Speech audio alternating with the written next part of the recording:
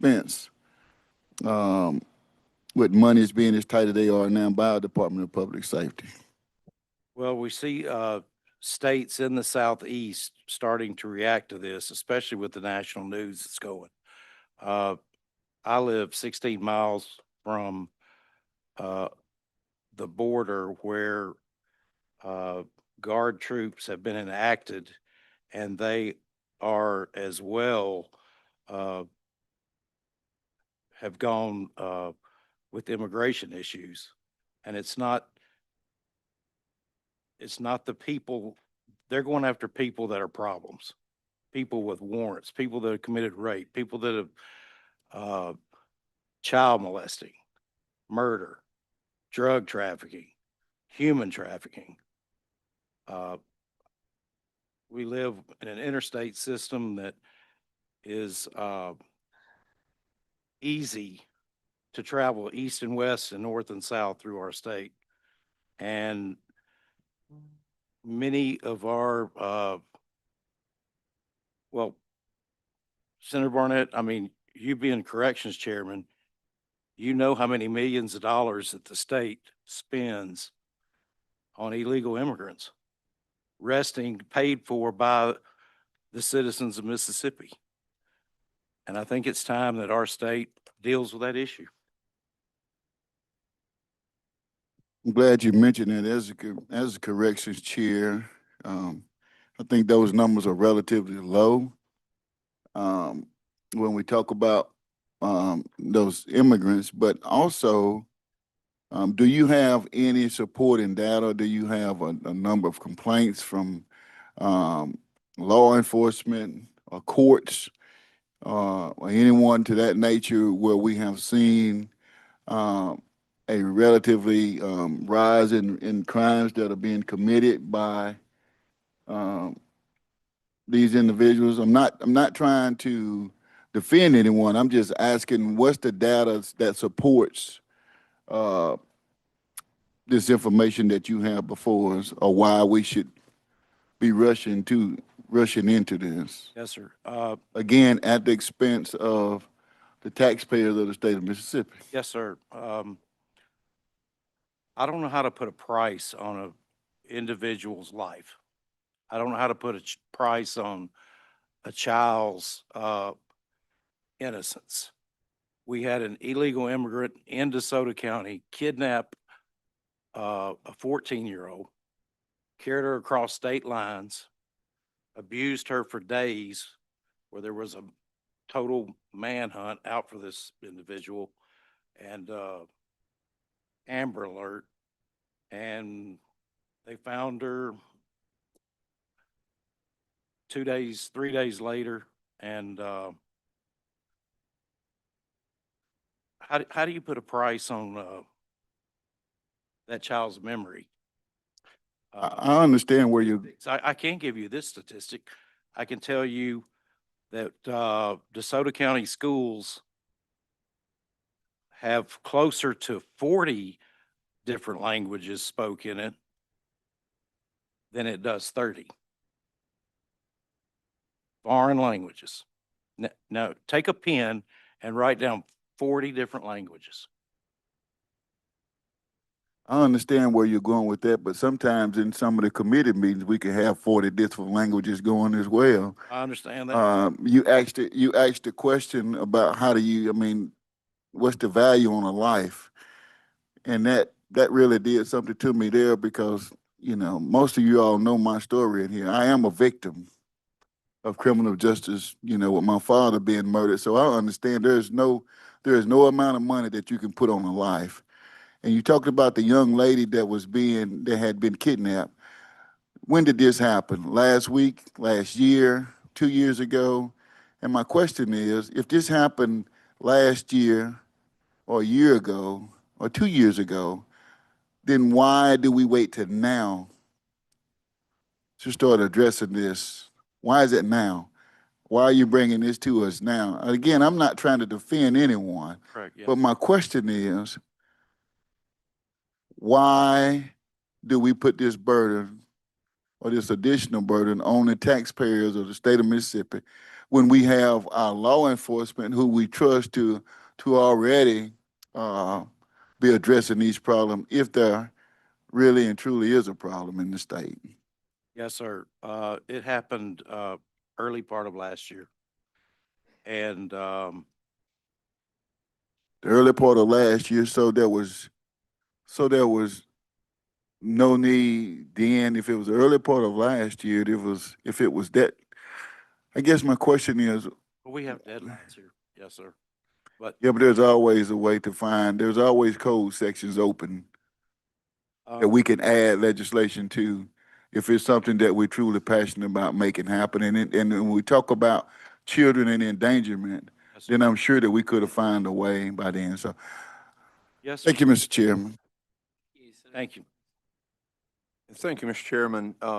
The program would obviously be something that's conjunction with the federal program which you've named. Is that correct? Correct. Yes, sir. Okay. And prior administration did not appear to be as aggressive in enforcing the immigration laws, which are federal laws. So the need for the legislation maybe has arisen because there's actually activity within the federal agency to prosecute illegal immigration? Yes, sir. The, amount of people, I'm not sure I don't know how you put a number on how many illegal people crossed within the last, Well, no, I'm talking about the amount of activity. I mean, I see it on the news all the Activity is- time of X number of arrests, certain criminality, whether they're gang affiliated or whatever it may be. But if I understand the nature of your bill, you're just simply trying to set up a grant program that would address if the federal government, through the Immigration Service, addresses the federal law within the boundaries of the state. correct, sir. Okay, thank you. Senator McClendon and Senator Fillingame, thank you for this discussion. And I guess my question would be to Senator McClendon, are you aware that DPS, last count I had removed over 360 illegal immigrants with falsified CDLs that had come through the state of Mississippi and they were operating in the state of Mississippi?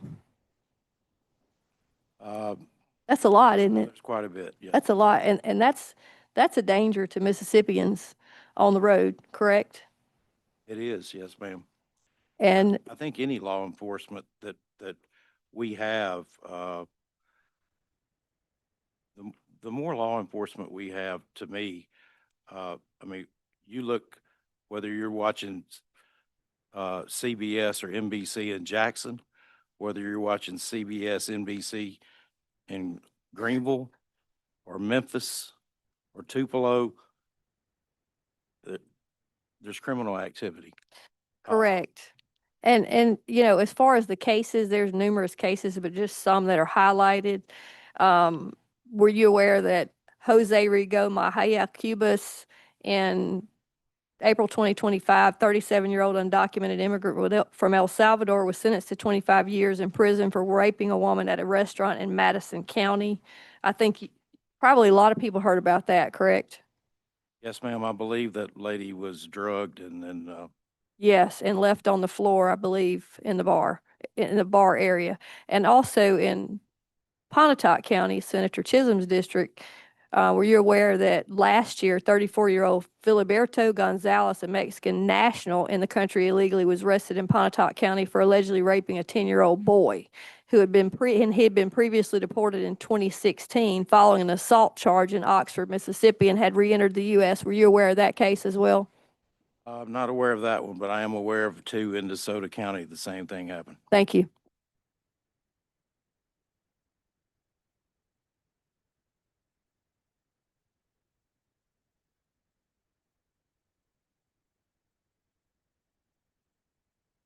Thank you, committee.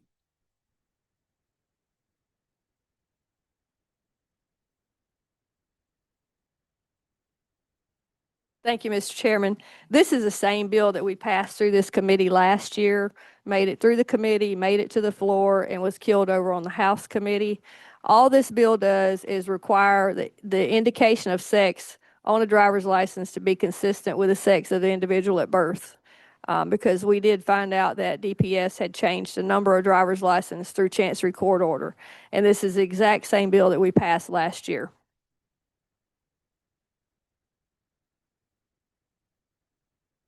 Motion, title sufficient, do pass.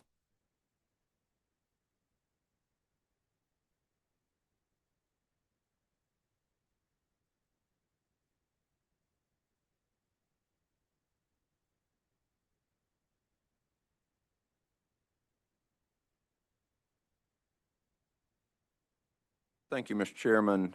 2327, excuse me. 2337, Mr. Chairman? Yes, sir. Oh, I'm sorry. 2337 addresses our intervention courts. The way the intervention court works, as most everybody understands, is that an individual has a felony crime. They plead guilty to that crime. They are sentenced to the intervention court, which is overseen by a circuit judge within that district. That program is usually 3 to 5 years long. And at the completion of the intervention court, if they have successfully completed, there's a very good end result that the charges can be dismissed and things of that magnitude. This is true when we say intervention court, that could be drug court, mental health court, veterans court, things of that magnitude. What is happening is that judges have the authority when someone has pled into their intervention court that there are sanctions within intervention court. So if they have violated a sanction of the judge, which may not be a statutory violation, it may be that they consumed alcohol and they were not supposed to consume alcohol while in intervention court, the judge may give them 48 hours in jail, for example. And so they are not entitled to the hearings as a parolee or probationary person would be before they're sentenced to the Department of Corrections, because once you fail enough drug tests or have enough violations of intervention court, that judge who has sentenced you into intervention court will then sentence you into the custody of MDOC, and there is not a technical violation center option that should be part of the intervention court, because that is for people who are on probation and parole. There seems to be some I guess, confusion in some quarters. So this is brought to us from an intervention court judge. As you can see, I believe on line 87, for probationers who are participating in intervention court. So while they may be on some type of probation, they have gone to intervention court in lieu of going to MDOC.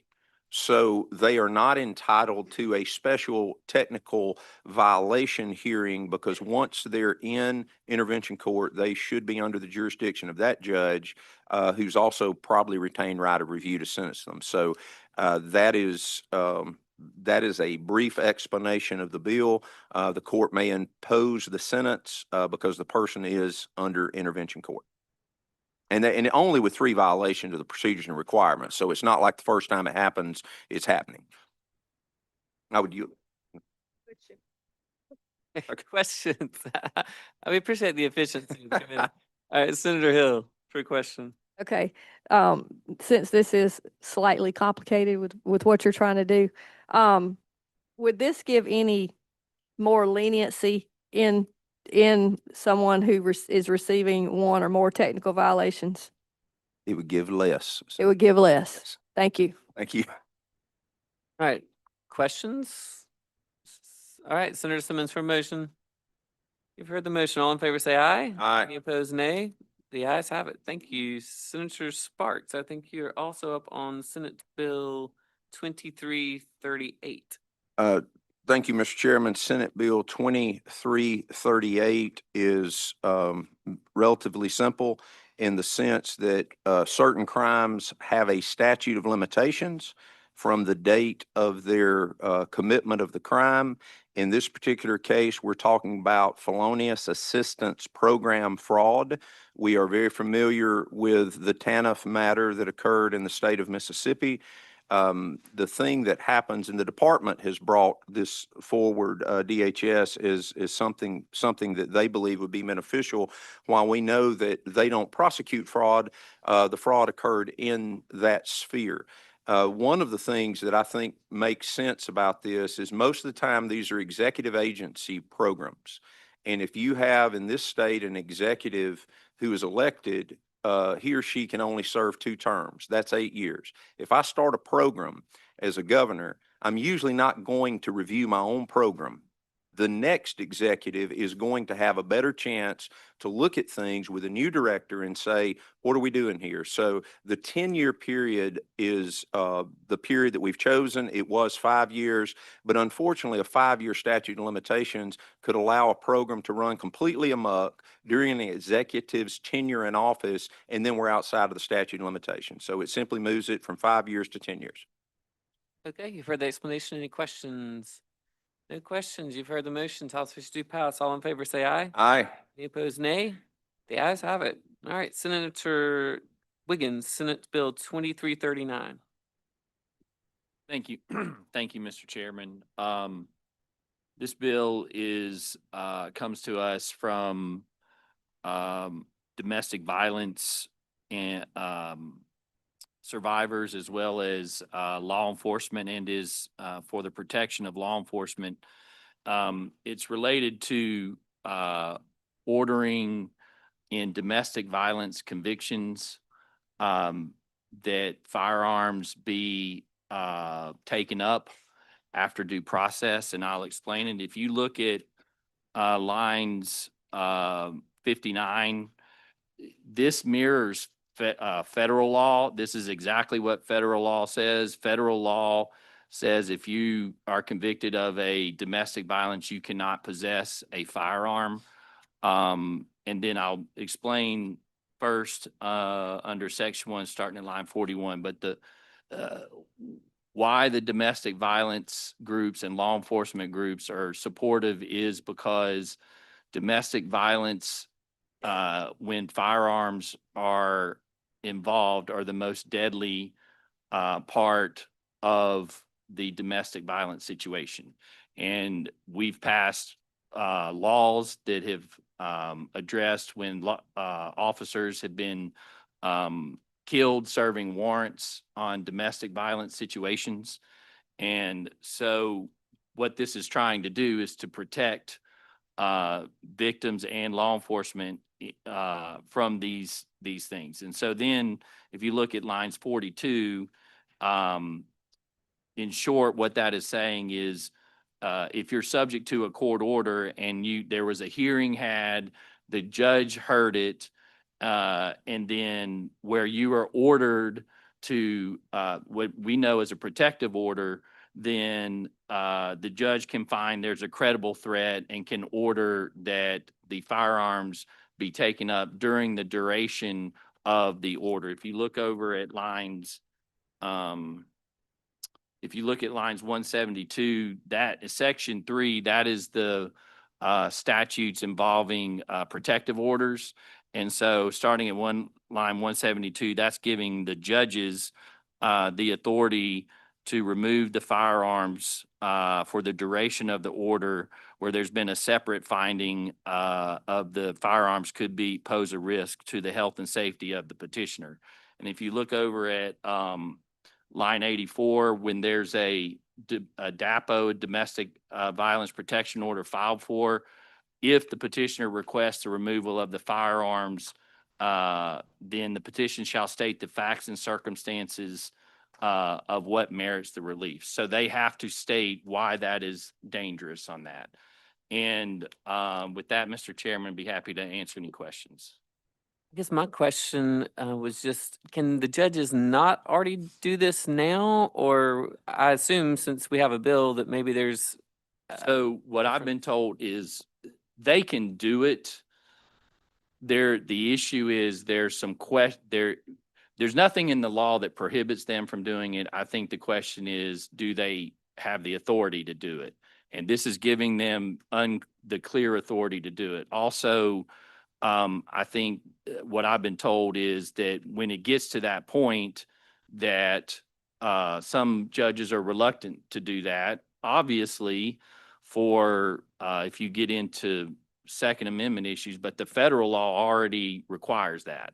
So that's a way to say that it's there, but this makes it clear that they can do that.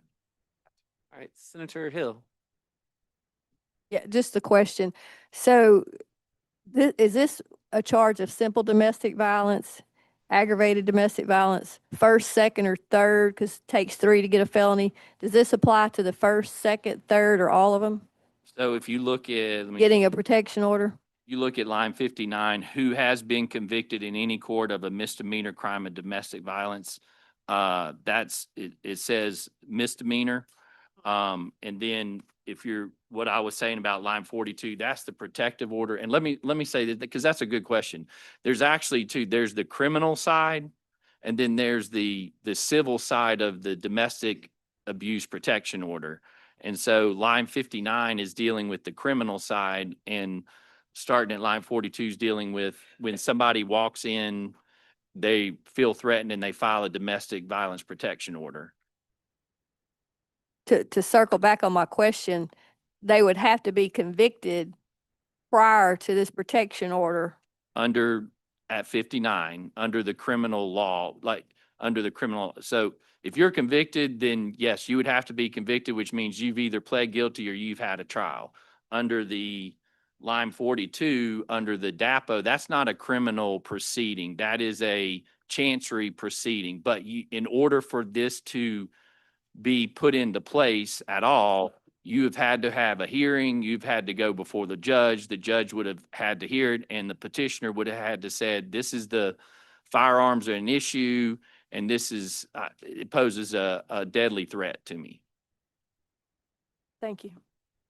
Okay, any other questions? If not, Senator Wiggins for a motion. Title sufficient do pass, Mr. Chairman. Heard the motion, all in favor say aye. Aye. Any opposed, nay? The ayes have it. All right, thanks, Senator Wiggins. Senator Hickman, Senate Bill 2799. Thank you, Mr. Chairman. This is a bill that I had drafted after speaking with District Attorney's Office. It basically revises the penalty for witness tampering. The issue, as I understand it, is that individuals are, of course, dealing with or tampering with witnesses and getting witness successfully not to testify for a crime that could be punishable of 15, 20, however many years. And currently, I think the statute is that they are only a 5-year penalty for doing that.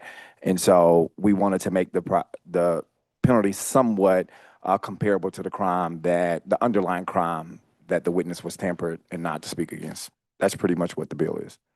Okay, and so it would be half. Right now, we have it at half. I will say this bill is a complete work in progress. Ethan and I were just trying to work on some. Anybody that have better suggestions, we just wanted to give another tool in the toolbox for prosecutors in situations such as that. Please, half not to exceed 15 years. Right. That's what we have in this paperwork. So we know what we're voting on. All right, any questions? Senator Hill? Question. So are you reducing the current penalty? No, we're increasing the current penalty.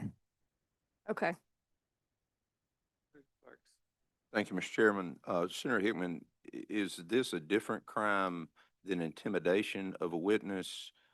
Or is this the crime of intimidation of a witness? Because I've seen it before, because when I read the short title, and I don't mean to hold you to the short title, intimidation of a witness usually occurs prior to grand jury testimony or prior to trial. Witness tampering, when I see that, and if it's just the short title, clear me up, that's generally in the midst of a trial.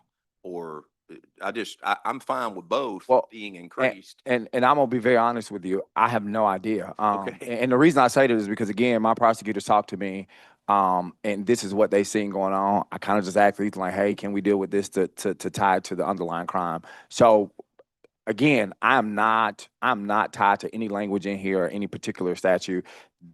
I can give you the issue that we want taken care of, and that's pretty much what it is. Because I think it's even maybe a more serious crime if you're tampering with a witness when you're actually having a trial. And the only thing I know is that they said to me, they said, look, we got people that are getting off because they tamper with witnesses, and we can only do 5 years, and they, the underlying crime would have had 10 to 20. So they'll gladly serve that 5 years rather than having been convicted of the crime. Fair enough. Thank you.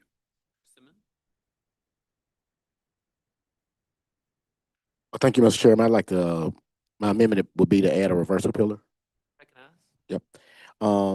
certainly understand what Senator Hickman is trying to do, but I am concerned with the question that was raised by Chairman Sparks, and then also looking at the effect of, I guess, the 50% of the crime, not more than 15 years. If I can kind of like look at a lot of the more serious crimes under 1973 too, and enumerate what the actual penalties would be, I have a more understanding of the type of effect that this bill will have on the current statute. So just to keep it moving, and I understand what Senator Hickman's trying to do. So I just asked the committee to support a reversal pillar.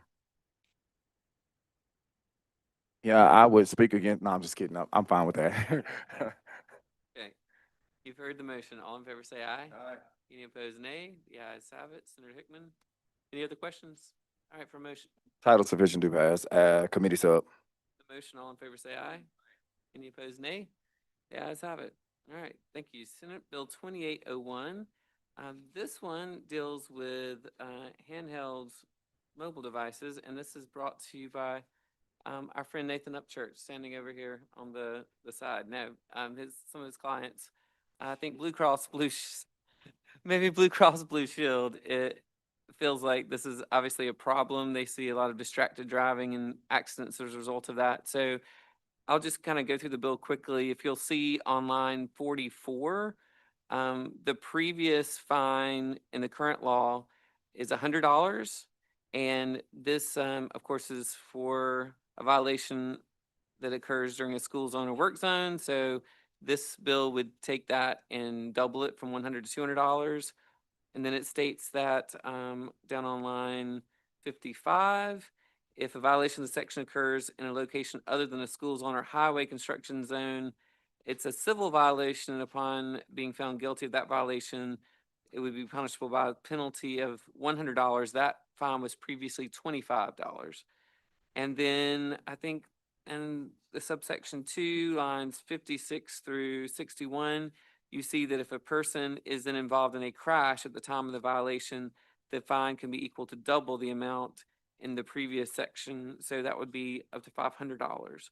So I believe that is the guts of the bill. And I think the point of that is to try to make folks not text and drive or look at their cell phones and drive, which, is a problem. Wait, question. All right, we have a question, Senator Hill. Thank you, Mr. Chairman. I think this is a move in the right direction. I just wonder if there might be some consideration to even making it stronger if we talk about maybe in the future accident with serious bodily injury or death, to even, have more enhanced penalty to it, or is there another way we could prosecute that?